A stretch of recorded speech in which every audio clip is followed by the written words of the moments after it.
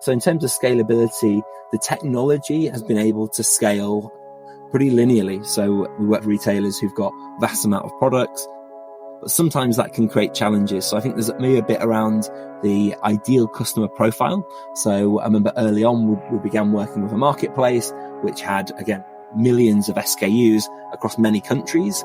And that just created some technical challenges, which we were able to overcome. But we needed to think about how we dissect and work with such a large inventory and still be able to give that granular product intelligence on an individual SKU level. My name's Liam Patterson. I'm the CEO of Bottleneck.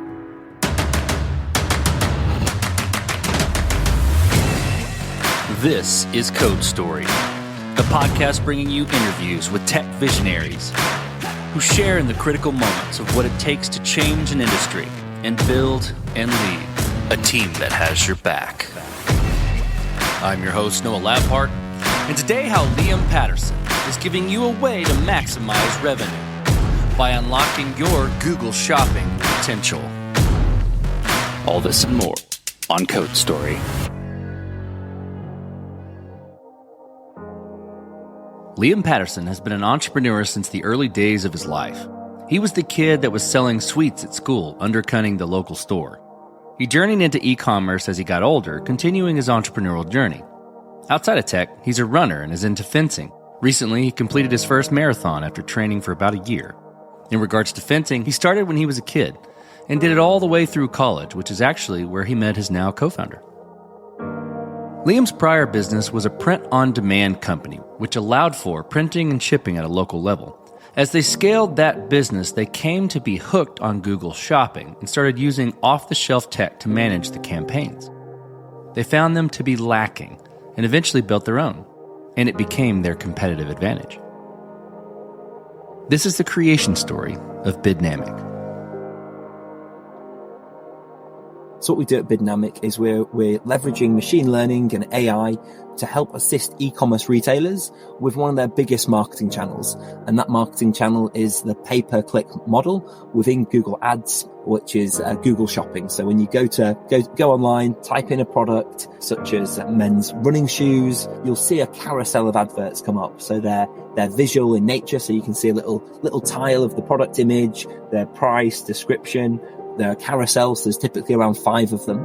And when you click on one of those ads on that product, you get directed through to the e-commerce retailer's website where you can hopefully go on to purchase. And what we do as a technology company is we take and automate and apply a level of expertise to what has really gone beyond a human's capability, which is predicting exactly how much to pay for a single click. And we can take into effect many different things which impact the likelihood a customer is going to buy. And that allows us to price the click. So to bid in an auction, so there's a competitive auction going on in Google for who shows up.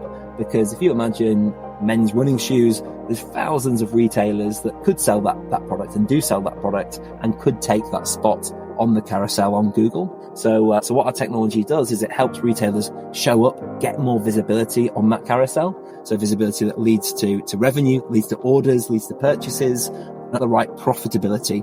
So where the right cost is coming into that as well. There was a team of us that built an e-commerce retailer. So it's a marketplace, a print-on-demand business.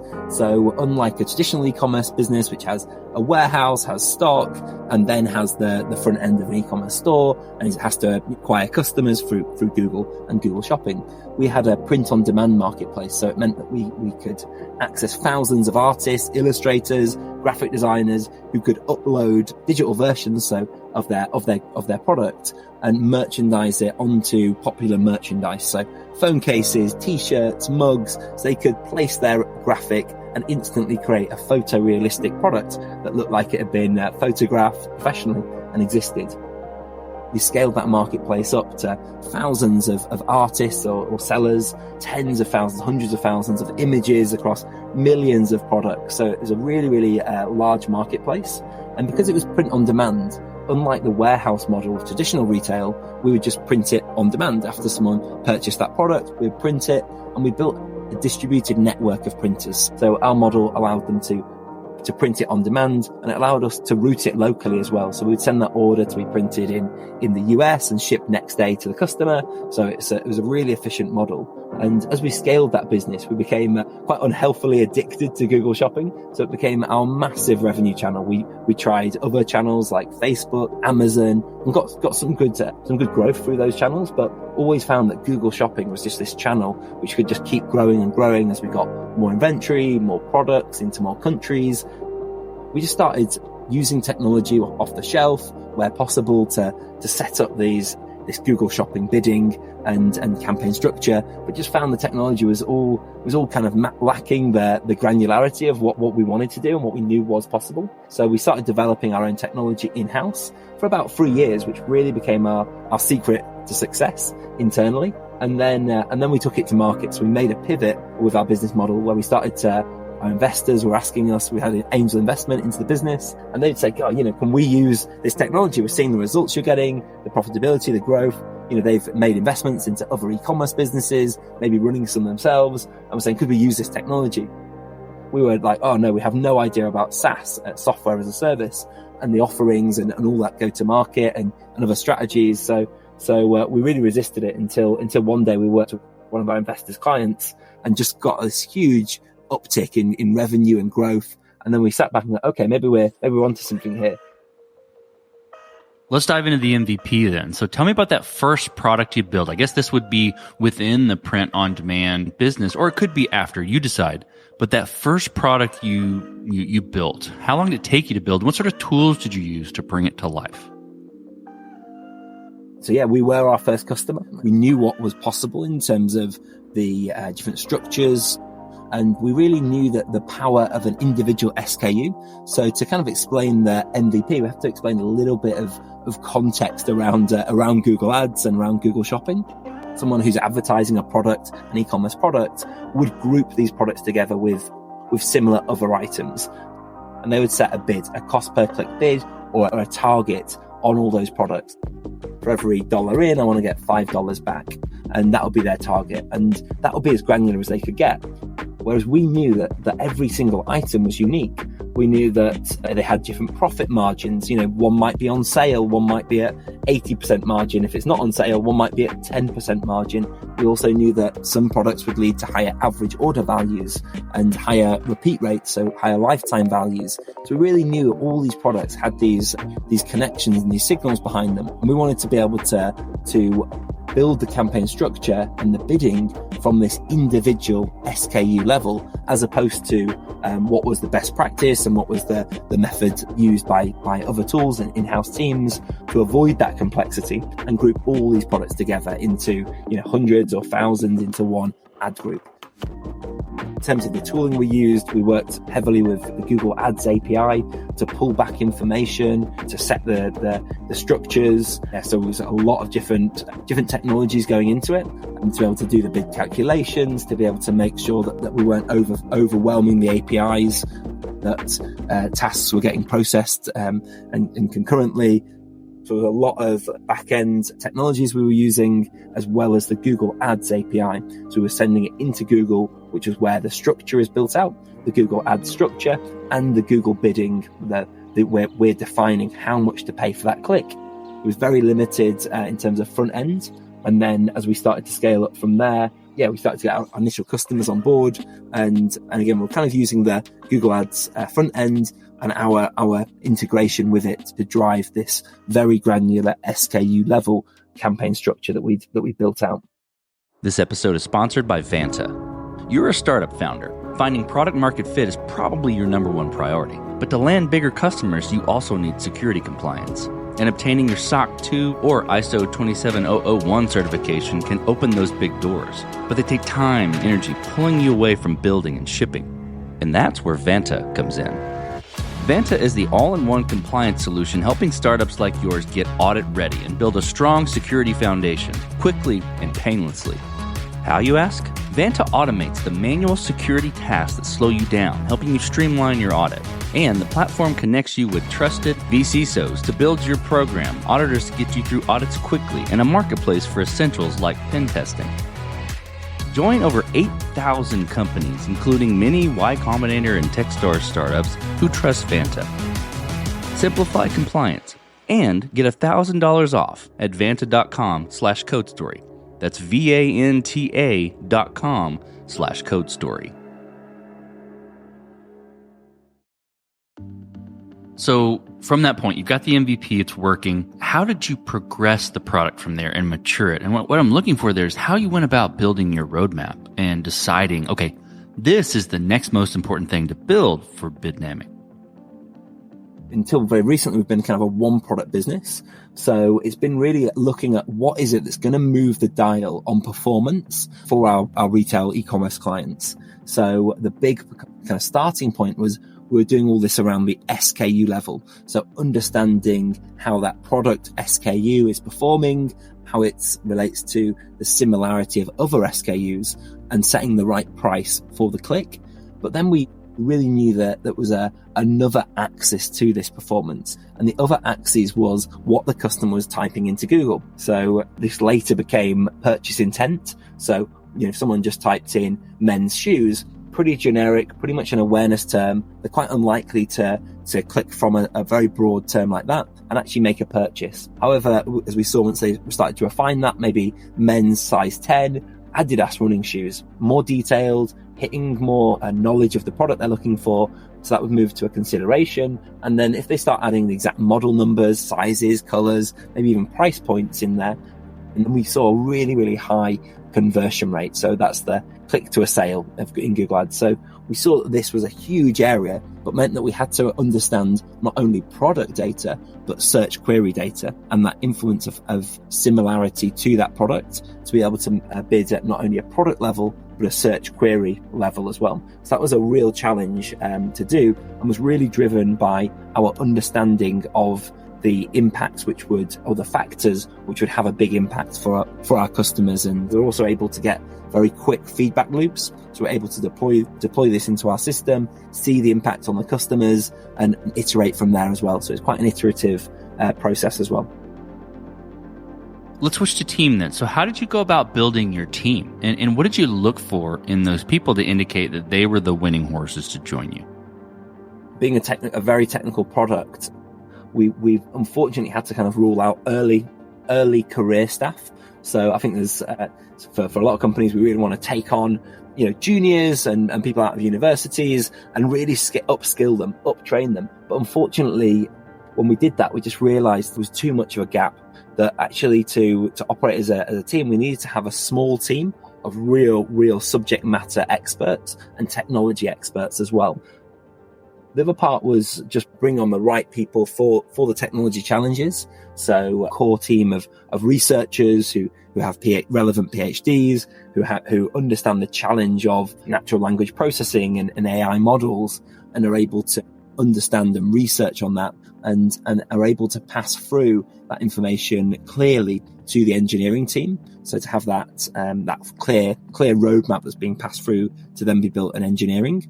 And I think as we've moved from being a very early stage business to being a more mature company now, I think what we've learned is almost coming back to that MVP thinking of what's really going to move the dial for this, for the customers, what's really going to move the dial for us as a business as well. What features are customers willing to really pay for and really value because of that impact, versus being an additional feature which the customer might not even be aware of within the current product. So I think there's been a lot of learnings then around how we direct and focus our energies onto building not just the core product, the single product that we've had, but how do we branch out Google search ads, so the written text-based adverts that appear on Google. So again, we've been able to leverage our understanding of product intelligence, so understanding the product affinity, which is a similarity of different SKUs, and the search queries, and then productize that into a search ads product. So that's been a really good move where we've been able to upcycle the information that we've gained, the knowledge that we've gained, and have that clear team as well. I think the other part is around retention. So in our engineering team, it's very high retention. Many of the team, I think we only ever had maybe one member leave us. So again, we're able to build on years and years of knowledge of the product, as opposed to other teams that I hear have, people joining, they're ramping up. Maybe they have a drop in their market, so they've got to let some people go, and then they get a growth stage again, so they rehire, but they're bringing that ramping period where that knowledge is getting lost. Where we're very fortunate to be able to have people who've been the journey, they've been in the early days when they're working across DevOps and all the other areas, and now they're able to specialize and focus in a single area, but they have a wide view of the entire tech stack and the tech product we're building. Okay, let's flip to scalability then. This will be interesting. Did you build this to scale efficiently from day one, and I guess with the product within the print-on-demand company, or have you been fighting this as you grow and gain traction or any capacity? There's always challenges, I think, for sure. So in terms of scalability, the technology has been able to scale pretty linearly. So we work with retailers who've got vast amount of products, but sometimes that can create challenges. So I think there's maybe a bit around the ideal customer profile. So I remember early on, we began working with a marketplace, which had, again, millions of SKUs across many countries. And that just created some technical challenges, which we were able to overcome. But we needed to think about how we dissect and work with such a large inventory and still be able to give that granular product intelligence on an individual SKU level when there's some kind of hard limits around how you work with the Google Ads API, how many changes you can make and partitions you can have on a Google AdWords account. So where we're storing that Google Ads account, where we're sending that information in. So again, they created operational level challenges that we had to think about on an individual product level and overcome. And the other part of it is, whilst the technology is delivered through the APIs and building that, there's also a human component. So we work closely. We have account managers who emulate an experience you might have with a digital agency. They will speak to the customers frequently, maybe weekly or bi-weekly. They'll understand those customer strategies. They'll be able to guide on information they might have offline and expertise they have on their products, such as which products are seasonal, which new products are getting released that week, that month, any items they're overstocked, any performance which is maybe in offline sales and untracked data, which again, they're able to pass through and we're able to build in the strategies. So effectively the service delivery is through mainly a human front end. So they're through experienced team members who are able to advise through client success. But that creates a challenge where, as you're rapidly scaling, you're scaling more and more merchants, more and more clients. Again, you've got the technical component, you're building out the systems and delivering for them, but you've also got to be able to think ahead. There's a certain ratio that these customer success reps can work with and support clients, and you've always got to be thinking ahead, because when you're growing rapidly, you want to make sure you're bringing through reps who've had enough time to really be trained and on both e-commerce strategy, but also on our technology, on the channel of Google Shopping or search ads. And they're three areas that we've become better and better at upskilling our own team. But again, as we scale the business, that's something we've got to think about, scaling the technology, but also the human capital, that experience in the business as well. Okay. As you step out on the balcony and you look across all that you've built, what are you most proud of? Yeah, I'd say I'm most proud of kind of two things, really. One is the employment that we've created. So we started out as a very small team, 5 or 6 of us right in the early days after we made that pivot and took the market as Bottleneck and made that pivot from the print-on-demand business. And we're now a team of approaching 150 across the UK and the USA. We've got offices in Leeds in the UK and in Austin, Texas. So really it's about the employment that we've been able to create and that impact and the growth as well, seeing colleagues grow in terms of their experience, the things they've been able to do, really seeing how they've transitioned over the years that they've been in the business is remarkable, totally remarkable when you think where they were and also where I was personally to where we are now as individuals and also as a team collectively. So yeah, I'm really proud of the employment and the journey that people have been on with us. Let's flip the script a little bit. Tell me about a mistake you made and how you and your team responded to it. I suppose one of the challenges could be like the time zones. So we've become very much an American first business. So we've got a huge amount of clients in the US, and we've just been as we've been growing our US customer base. It's about, okay, we now need to deliver the technology works 24/7, is AI based, machine learning. So that's, location agnostic. But we've got to also have this client delivery side. So we need to be able to speak regularly with customers on a weekly or bi-weekly basis. And I think as we've quickly grown in the US, that's created some challenges for our team here in the UK to be able to deliver that service to the level that we'd like to do, with the flexibility for people to book in on the time zone that they're in. So I think that's been caused kind of some very early frustrations with customers who are like, oh, I thought I'd be able to do this. I thought I'd get a response in this time zone. So I think there was definitely learnings there. Equally internally about flexing up the hours that they work. So they work, off different hours rather than working 9 to 5:30, for example, in the UK. We're flexing up those hours. So they might start later and work later. And now we've localized that in-market client success as well. So I think it's that growth journey, as you're getting pulled up that hill with the demand, you start servicing that demand and thinking, okay, cool, this is great. We're winning all this business in the US, but actually, are we giving the best service? Are we able to really respond in time zone quickly? Are we giving the best level of service that we possibly can? And what's the impact for that on the customers, but on the clients, but also on the team members as well who are involved in those. Okay, this will be fun. So what does the future look like for the product and for your team? It's really been around, the kind of last year has been around really refining our company vision and really understanding the assets that are unique to Biddnamic and how we create a roadmap of additional product lines outside the core product line of Google Shopping, which are cohesive. We don't want to just start launching random products which maybe aren't connected in the right manner. They don't talk a narrative which is just natural. So we spent a lot of time really analyzing and looking at what assets does Biddnamic have access to, and how can we use those to drive our future roadmap within a clear proposition. So our clear proposition used to be, when we're one product business, Google Shopping. It then expanded out to search ads, to Microsoft Bing search ads and shopping, and other related customer acquisition and PPC pay-per-click ad formats for e-commerce. But that's really just one segment that we're able to deliver for. So we've got 3 underlying assets. One is a real deep knowledge of products. So this is the similarity and difference of products. And this is what we call a product affinity index. So we're indexing all these products and able to see the connections and similarities and differences of an e-commerce product. The second is very similar, but for search terms. So how we describe the products that we want to buy or we're really searching for. So this is the purchase intent. As queries become longer, as they maybe reference certain attributes like models, sizes, color, gender, brand, product type, how that impacts positively or negatively the actual likelihood to lead to a conversion and exactly what product explicitly they're searching for and looking for.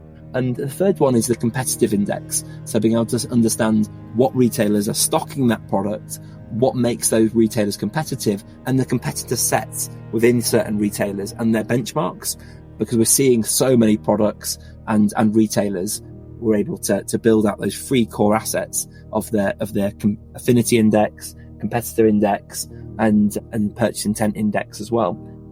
By having that really clear core, we're able to think, okay, where are the 4 quadrants that we can apply that to? So we're already applying it very clearly to customer acquisition. We're moving into, with a product which is just in beta at the moment, into a headless front end. After a customer clicks on an ad, a Google shopping ad, a Bing ad, any kind of ad format within that quadrant, what's that experience they then get?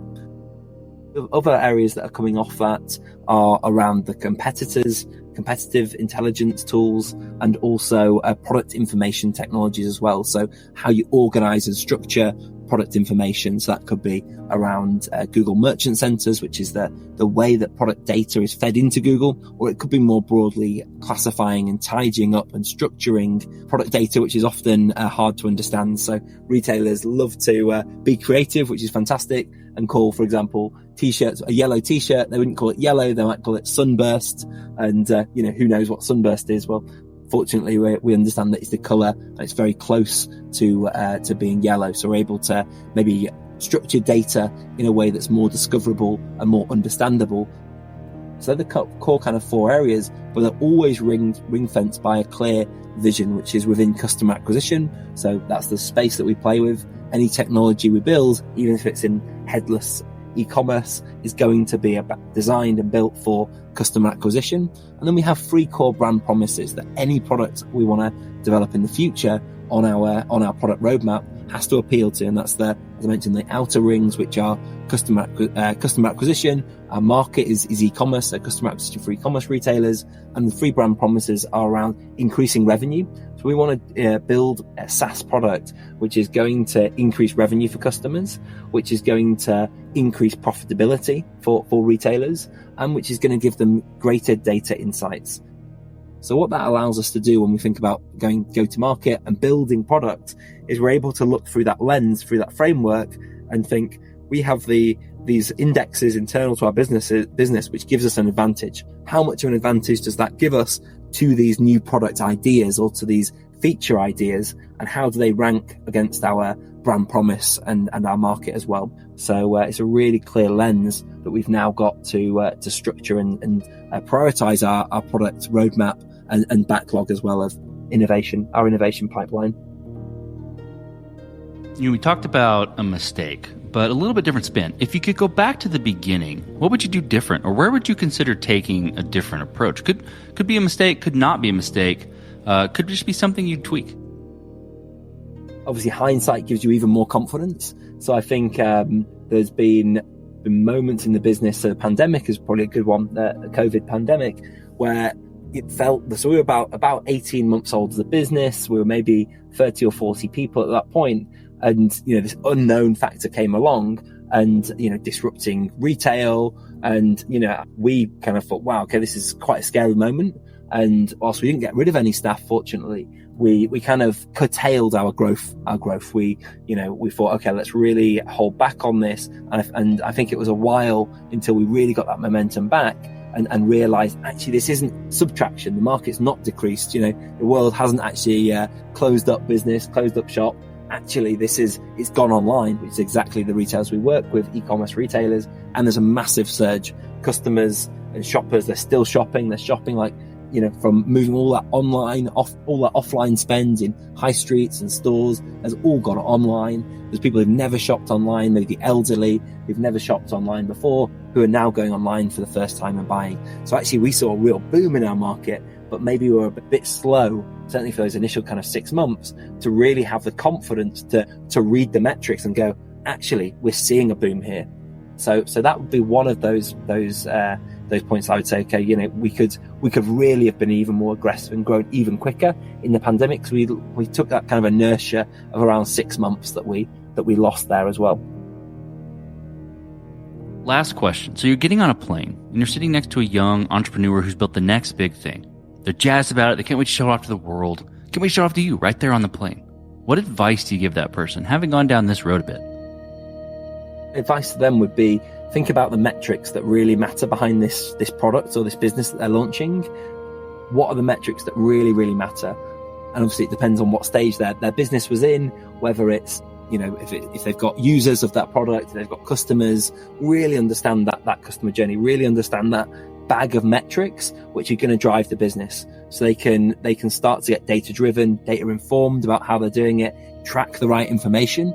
It's just really surprising to me how many great entrepreneurs still don't have a good handle on the core metrics of their business, such as the customer acquisition cost, the lifetime value, the whatever area it is of their business that's really important and really driving that company. Again, I think that's definitely been something I've learned, which is understand the metrics that really apply to your business and really bring in benchmarks of your industry, where you should be, where you are, and then take a framework to try and close that gap on those metrics. But first of all, start by, analyzing them, thinking about them, and tracking them. That's great advice. Well, Liam, thank you for being on the show today. Thank you for telling the creation story of Bottleneck. Thanks for having me. And this concludes another chapter of Code Story. Code Story is hosted and produced by Noah Labhart. Be sure to subscribe on Apple Podcasts, Spotify, or the podcasting app of your choice. And when you get a chance, leave us a review. Both things help us out tremendously. And thanks again for listening.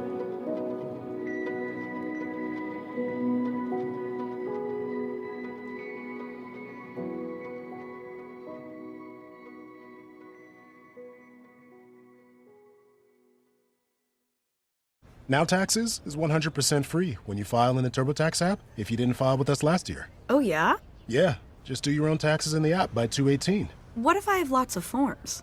All good, all 100% free. What if I had 3 jobs? Still 100% free. What if I once saw Bigfoot? That has nothing to do with taxes, so still 100% free. Now that's what I'm talking about. Now this is Taxes. See if you qualify in the TurboTax app. Excludes TurboTax Live, must start and file in app by 2/18.